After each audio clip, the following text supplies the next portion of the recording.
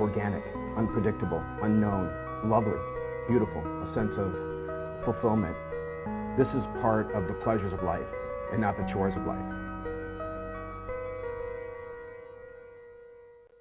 Tonight on Daily Iowan TV, worried about getting caught in bad weather on the road? We'll show you a high-tech way to see the roads before you even get on them. And we'll take you to a flashy new addition on campus next. And in sports, number 1 and number 2 go head-to-head on the mat. We'll have more for you in just a bit. All this and more coming up. This is Daily Iowan TV.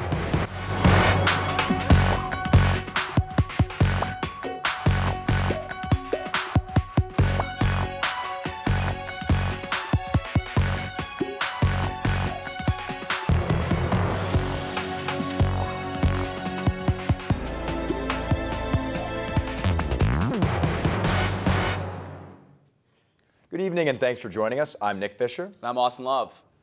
Students at the University of Iowa are saying UI President Sally Mason missed the mark when it came time to balancing freedom of speech and public safety. The criticism comes after about 60 emails were released yesterday charging Mason with improperly responding to a controversial KKK sculpture that appeared on the UI Pentecrest last month. In Mason's campus-wide email, she apologized for the university's failure to provide what she called a respectful environment where all students feel safe. Many criticized Mason for not also defending the university's commitment for freedom of speech or the artist's intent behind the display. One email read, quote, "How can Iowa claim to foster the arts yet show such a fundamental ignorance of them?" Another read, "It is very irresponsible to send out an email without context of the actual intent and purpose." All names from the messages were removed. At least 2 people have died after an explosion blasted a children's hospital in Mexico. It happened this morning in Mexico City. Government officials say dozens are injured, but they may fear more babies and adults may still be trapped underneath the debris of the building. The explosion happened when a tank truck was delivering natural gas to the maternity hospital when the hose burst and gas started to leak. We'll keep you updated on the story as more information comes in. Each year, Dance Marathon funds 50% of a pediatrician oncologist fellowship at the University of Iowa hospitals and clinics. These fellows conduct research which ultimately benefits the children and families that Dance Marathon supports. Bi Ling Armijo, or Dr. B, is this year's Dance Marathon Pediatric Oncology Fellow. She focuses her research on medical and education, improving the patient and family experiences when they are first diagnosed with cancer. Very important to me is that the experience the families have when they're here and being able to provide them with the information and have them be able to understand it. And it can't just be understandable among the physicians, it needs to be understandable to the families. Dr. B meets with 9 to 20 females daily at the UIHC. Well, if you're a student driver, you may want to fill up your tank before the end of the week. After months of declining gas prices, the national average went up 1 penny Wednesday. This marked the first increase in 123 days, breaking the national record. In Iowa City, the average gas price as of today was right around $2.33. But some oil officials say these prices won't stick around. The former president of Shell Oil said he wouldn't be surprised to see that first number as a 5 instead of a 2 in the coming weeks. With winter weather in full swing, driving becomes a bit of a challenge. I went to find out what the state of Iowa is doing to help drivers see exactly what is happening on the roads. Snow and ice-covered roads can be quite dangerous during the winter months in Iowa. That's why the Iowa Department of Transportation has begun installing cameras in the dashes of their plow trucks. The camera takes a photo every 5 minutes, which is then broadcast out. With the addition of the snowplow dash cams, drivers can simply log onto a computer or even a phone and quickly see up-to-date images of the road conditions. The service allows users to simply pull up a map and click on any truck equipped with the camera currently on the road. These cameras are if they're across the state, and you can kind of see how the storm progresses, and if you'd have a person that wants to travel and go somewhere, they can kind of get on track a plow or 511 cars and go check out maybe what that weather is doing in that area if you see the trucks out and about. The program has also helped Zymet when deciding how many crew members he will need as storms approach eastern Iowa. The service has attracted quite a following with more than 2.2 million page uploads during Iowa's first major snowstorm this year. It's a cost-effective measure and a way to use the resources we have properly, besides a benefit to the public. So. If you would like to check out the road conditions for yourself, head to 511ia.org. Well, awesome story, Nick. What was it like being in one of those big rigs? It was actually a pretty cool experience, and you know, those cameras might come in handy this weekend as some snow is expected. And Katie Sextro is actually standing by in the weather studio to see how much snow we're actually going to get. Katie? Well, guys, it looks like we will have more snow heading our way this weekend, but don't worry, it won't be a snowpocalypse. First, let's look at tomorrow, which will be clear. You can expect it to be colder than today with a morning high of just 19, an afternoon high of 25. We will round out the day near 25 again with clear skies, but the snow won't come until Saturday. During the day Saturday, it should actually get pretty warm with a high of 39 degrees. We can expect the snow showers to hit Saturday evening, and they may last through Sunday evening. No need to worry though, the snow should stop after a couple inches. Monday is Groundhog Day, and as legend goes, if he sees his shadow and returns to his burrow, we will have 6 more weeks of winter. That's a possibility because next week those average lows are supposed to get even lower, all the way down to the single digits, and we may see more snow as well. Well, that's all I have for weather. Back to you guys at the desk. It's hard to imagine what exactly a flashpoint would look like, but UI professor and artist Susan Chrysler-White found a way to portray just that. The new upgrade at the West Campus Transportation Center adds bright colors on what was once just a white wall. Up the escalators, you will be welcomed by the new art installation, Flashpoint. She created the piece by painting, cutting, and interchanging aluminum panels.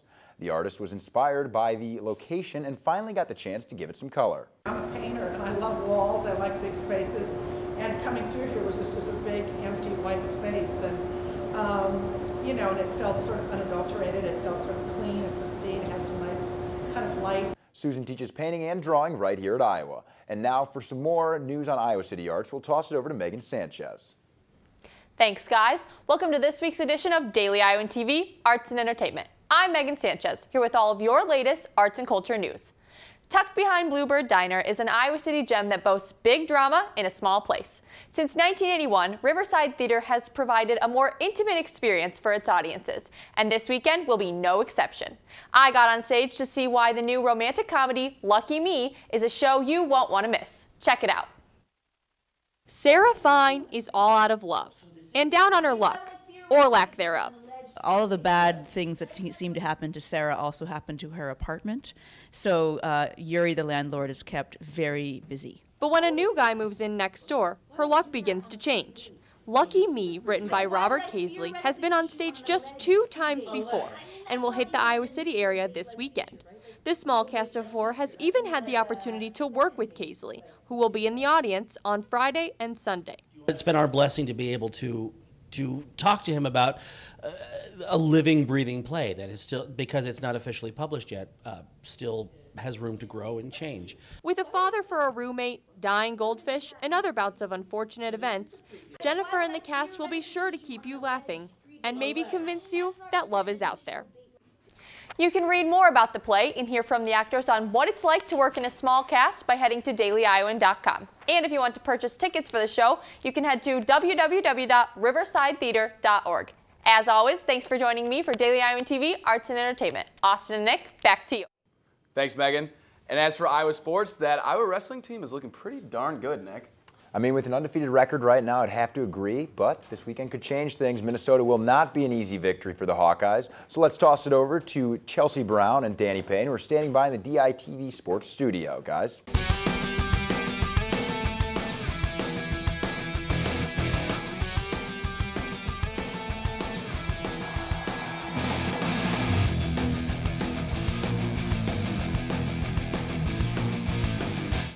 Thanks, guys, and welcome back to Thursday night's edition of Daily Iowan TV. Matt side. Tomorrow, the Iowa wrestling team will head to Golden Gopher territory, where the 100th meeting between those 2 schools couldn't come at a better time. Iowa sits respectively in the #1 spot according to the NCAA rankings, and Minnesota trails the Hawkeyes, sitting right behind in the #2 seed. After the impressive show with a final team score of 38-3, an individual win for the Hawkeyes against a defending national champ, and 2 bouts that went to overtime against Northwestern, this duel is something wrestling fans won't want to miss. Here's a preview. The 10-0 Iowa Hawkeyes look to maintain their record as they head to the barn to take on the also 10-0 Minnesota Golden Gophers. Some notable key matchups start in the 133-pound weight class with #5 ranked Corey Clark and #1 ranked Chris Dardanes. Clark rebounded after his loss against Illinois' Zane Richards and has a lot to prove going up against Dardanes, the senior, who looks to maintain his undefeated record. Following this bout, Dardanes' brother Nick will face the number 5 ranked Josh Jeva. Nick sits in the number 4 seed right above Jeva at 5, who seems to have found some confidence since the beginning of the season, and this match could ultimately come down to a road test for the Hawkeyes. The Minnesota favorite comes in at 157 with the senior Dylan Ness. For Michael Kelly, this could be the ultimate test, seeing as Ness hopes to put up big points for the team score.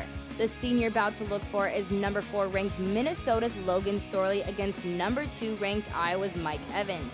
Storley is coming off a loss against Penn State and is known for performing well at home, but against Evans and his undefeated record, it'll all come down to a fight. The last matchup to look for is in the 197-pound weight class. Minnesota's number 6 Scott Schiller owned Iowa's 3rd-ranked Nathan Burak last year in a major decision.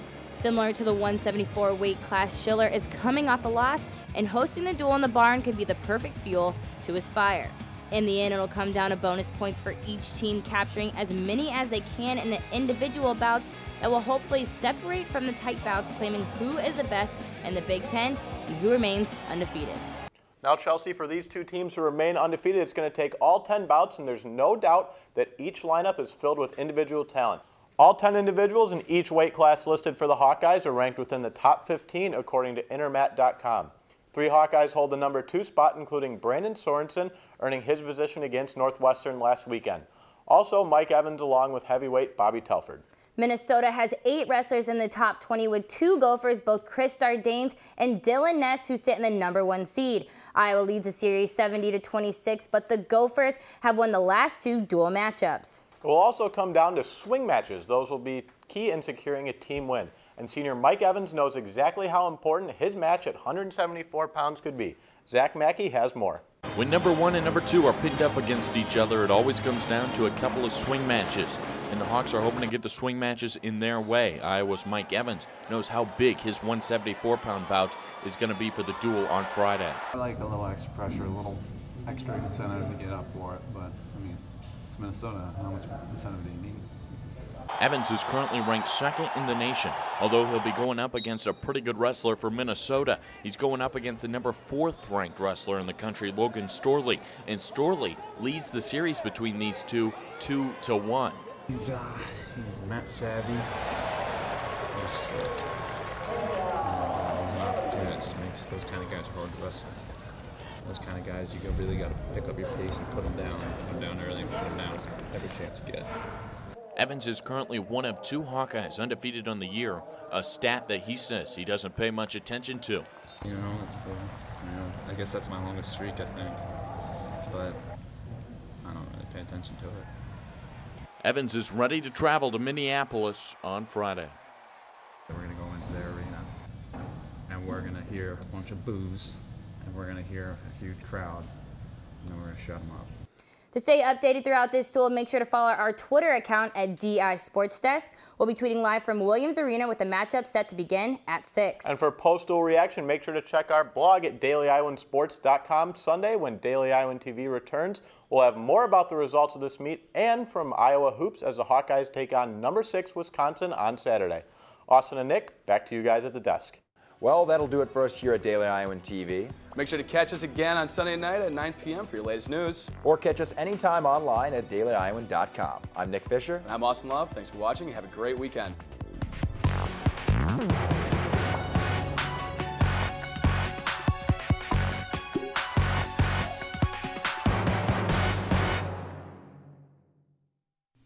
Can't pick up a copy of the Daily Iowan?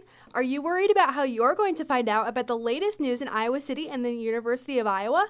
Well, look no further. You can download the Daily Iowan mobile app on your iPhone for the area's best news coverage. And you can also read and watch us on your iPad. You can always find current and past Daily Iowan stories at dailyiowan.com. The Daily Iowan is now on TV, online, and in your pocket. If it happens, it's news to us. Can't pick up a copy of the Daily Iowan? Are you worried about how you're going to find out about the latest news in Iowa City and the University of Iowa? Well, look no further. You can download the Daily Iowan mobile app on your iPhone for the area's best news coverage. And you can also read and watch us on your iPad. You can always find current and past Daily Iowan stories at dailyiowan.com.